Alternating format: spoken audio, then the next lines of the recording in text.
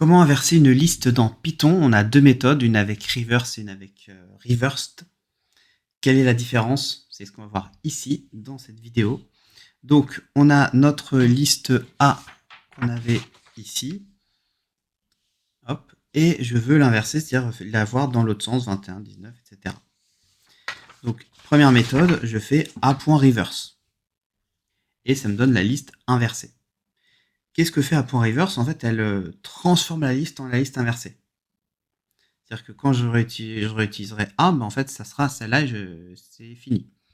Si je veux la remettre dans l'ordre, je peux faire A.reverse, effectivement, je retrouve la liste initiale.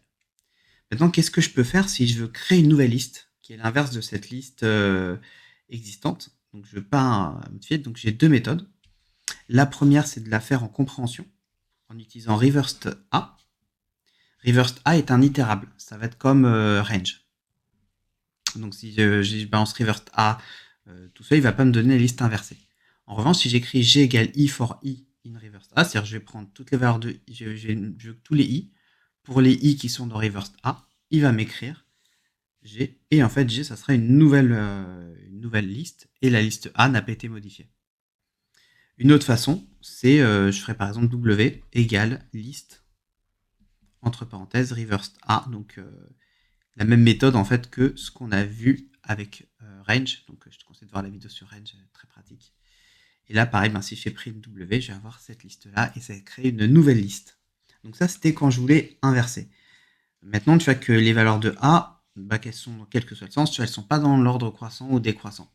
Comment je pourrais faire pour trier une liste et les mettre dans l'ordre croissant ou décroissant? C'est ce qu'on va voir dans la prochaine vidéo, donc celle qui va sortir demain. Donc je te conseille de t'abonner pour pas la manquer.